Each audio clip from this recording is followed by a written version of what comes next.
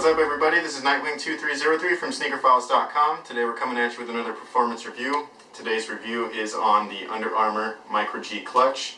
As everybody knows, Under Armour is new to the footwear world as far as basketball products are concerned. So if you're curious on how these perform, stay tuned and let's get right into it. So we'll get on to the bottom of the shoe here, and the traction on these was quite surprising.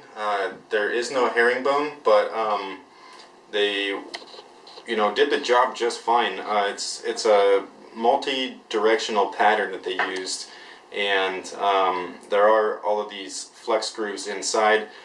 I didn't really notice, these making too big of a difference, the flex grooves here, but they are right in place where you'd need them, so that might be why I didn't notice them, possibly because they were actually working. So that was a nice touch. The only thing that I would have probably liked to have seen is for the traction here, where there are the borders around the lines. I would have liked there to have been no border at all, so it would have just been a raised line traction pattern. So as you can see here, the lines go this way, so when you are running or starting and stopping, pushing off, curling around a screen, it covers you right in that section, which is great. And then in this section here, it is a diagonal direction, so when you're running, and then typically, like especially me, I'll run and then stop just like this, so my foot won't be straight off, it'll be kind of at an angle there. So it really covered a lot of ground in such a small area of space there, which was great. The only time that I ever had slipping issues was when I was doing a jab step real quick. If I had just caught the ball and then you swoop down and do a quick jab step to try to fake out the defender real quick, that was the only time when I had a little bit of slipping issues, where if I jabbed too quickly, the shoe wouldn't keep up with my movement, and so I'd get a little bit of slip right there. But other than that, it was perfectly fine, and I think the reason for that slip was because the direction of the traction here is great for side-to-side movements, but it is right in line with a front-to-back movement. So when I'm jab stepping, I'm going in the same direction as the traction, therefore I would slip just a little bit. If I would have jab stepped off of the outside of my foot, it probably wouldn't have happened. But so there's one other quick look at the traction there. Again, it's not herringbone, but it worked almost as good. It was really nice traction, and I actually really liked it. So Under Armour did a really great job on these. So Under Armour utilizes a cushioning system that they like to call Micro G, which is pretty much in the title of all of their sneaker models. So these are the Micro G Clutch, and it actually says the name of the shoe right there at the top of the tongue there. So their cushioning is a foam-based cushion. There's no gimmicks in here. There's no, fancy stuff. It's just straight up foam. The way that they say is that if you see the Micro G dots on the midsole, then there is Micro G foam used for the cushioning system. So that's their look there. Similar to like Nike has their visible air, so as soon as you see air, you know that there's typically a Nike shoe. So the foam cushion is very minimal. It's very low to the ground, and I have to say I really liked it. I'm a huge fan of Zoom Air, as most of you already know, and I'm really hard on other cushioning systems and setups, and this was just, it was perfect. I have no complaints. It absorbed tons of impact. I don't know if you're going to be able to see, but there are creases all along where you can see where it was absorbing a lot of my heel strike movements, and then even in the forefoot, there's tons of creasing on the foam portions. One of the greatest things about this foam is that it did not bottom out at all. It stayed firm. It stayed low to the ground. I've heard from other sources that Micro G has this bouncy type feeling when you're inside of the shoe. Some people say that's a little too soft or too bouncy.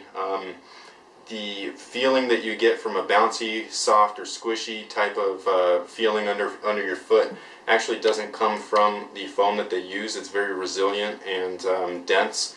The foam that they use on the insole is where you're getting that squishy feeling, because they use the ortholite insoles. So you can see that these are really, really thick, and you know, they worked perfectly. If you don't know this, ortholite, it's actually antimicrobial, and so it's odor resistant, and it does not allow bacteria to be harbored in here and manifest in here. So it's like no odor and all of that stuff. So which was great for this shoe, which we'll get into in a little bit. But so that's where that bouncy feeling is. If you were to pull out the insole and then just stick your foot inside, it's just a very firm ride. And inside the shoe, it's just pretty basic. Your typical inner in there, and right inside of the arch here, because you can't see any shank or external plate there, it's actually built in right here into the arch of the foot. So it is there, you just can't see it. And Micro G is something new, and it worked. You know, what else can you say? It was awesome. It was a very comfortable ride from beginning to end.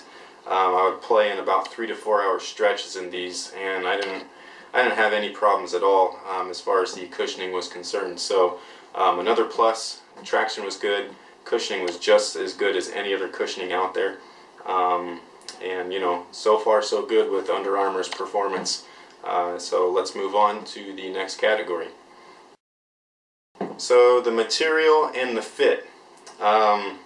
The material is basically two different types of materials. You have your synthetic base on the back side of the shoe, and then the entire forefoot and most of the top placement of the upper is a very nice suede. Usually when you get new products from new brands, when they're placed lower than $100 in the price market, you'll kind of get like a dumbed down version of a performance shoe. That's not the case here. They use really nice suede, so you can see that it does wrinkle and warp and everything, but that's great for break-in time. So little to no break-in time whatsoever. As soon as you lace these up and step out on the court, it's perfect. The back of the shoe is a synthetic material. Kind of looks like a fly wire, but it's actually just a real thin plastic. And then they have a built-in TPU heel cup in the back, which you can't see, it's not visible, but it is in there. And everything really conformed to your foot quite nicely. When the laces were laced up, which they provide fat laces for you, when they laced them up, you didn't have any bunching. This dip in here, this is just from, you know, flexing the shoe. So, but you did not have any bunching. It wrapped and hugged your midfoot perfectly. The top part really hugged the back of your, or the top part of your ankle, and kept it cupped into the back of the heel. One thing that I thought was really cool with the lace setup was right here. There is an additional loop inside of the shoe. It's a little black loop. So let's see if you can see that. But there's a little black loop there, and it's right where it draws your foot into and contains it into the heel there. So that was a very nice feature. Only thing that I didn't really like about the fit was the laces, where they start to thin out up top. They didn't really get as thin as I would have liked. They did keep on getting untied, and they're a little too fat to double knot. So that was a slight drawback, but it wasn't anything too major. And then inside the shoe, you have a very nice soft lining. It's almost like a quilted type lining. And then you have this little heel pad there. So where some performance shoes have little heel notches right in the base there, this one has it right at the top of the ankle. It basically does the same thing, where it keeps your heel from slipping upwards out of the shoe when you're moving. So when you move like this, and if your foot's not completely locked down in there, your heel might kind of come out a little bit. Some people notice that in low top sneakers, and that's what this little piece is there for. It's to kind of just keep your ankle inside. It hugs your Achilles area and keeps your ankle locked into place, which it did a perfect job of. So breathability and ventilation, this was the downside to the shoe. I never realized until I played in these just how important breathability or ventilation is in your performance sneaker. And with this shoe, it completely made me like rethink the entire concept of ventilation. This is built very similar to a 90s style shoe. You can even see the silhouette looks similar to the Jordan 22, and the only ventilation that you had was from the tongue here, and it wasn't even that much because it's covered right here and at the top with this synthetic material, and then behind it had that quilted material which kind of just kept your heat inside of the shoe there. So what I had in this shoe was a ton of perspiration. I think the last time when I had that much sweat inside of my shoe was for the Jordan 2010. The toe cap in that sneaker was mesh underneath the rubber or the leather overlay, the independent toe cap. This one didn't have that. It was just all suede. So during the night, you'd start to see your sweat bleed through the sneaker right here. It'd be kind of moist right there, and then right up here at the collar. For me personally, and when you have that much moisture inside of the shoe, it's really softening up your skin on your feet. And I ended up the first night I played in these about 4 hours, and I ended up limping off court because I had received quite a few new blisters. And eventually, after your feet heal up and they start to callus where those blisters are, something like that, as far as bad ventilation, would start to be a non-factor because your feet are going to start toughening up in the skin and everything. But there are better options in the Under Armour line. They just released the Under Armour Micro G Supersonic, and that one has moisture wicking material inside. There's tons of ventilation around the upper of the shoe and the tongue. So don't count Under Armour out just for that bad breathability in this particular shoe. That's just something to look out for with this model. But there are other models that have actually fixed that issue, such as their most recent. So everything from the ground up other than the ventilation was absolutely awesome. So if you're looking for a new basketball shoe under the $100 price point and you want to try something other than a top brand, Under Armour is highly recommended in my opinion. Alright guys, so I hope you enjoyed the review on the Under Armour Micro G clutch. Here's one more quick look at the shoe. Overall, it was a really nice sneaker.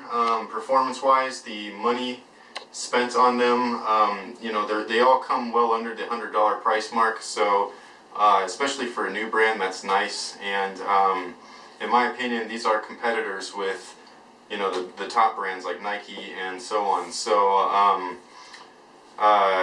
hopefully you enjoyed the review. Stay tuned because we have more stuff coming. Our next performance review is on the Hyperdunk 2011, which we are currently testing now, and then coming up right after that will be on the Jordan 2011 Q Flight. So we got plenty of things coming up for you. Make sure to like, comment, and subscribe, as well as check out sneakerfiles.com. You can also check out my personal site, nightwing2303.com. So if you want updates on performance sneakers, first impressions, and little teasers as far as like what I am experiencing throughout the performance testing, go to my site and you can check all that stuff out. So yeah, that's pretty much it, and thank you guys for watching. Thanks for all your support, and until next time, have a good one. Now, as everybody knows, Under Armour is new to the basketball world as far as footwear is concerned. So if you were curious on their performance value, stick around and we'll get right into it. And that I lagged so much on my point. My point was slow.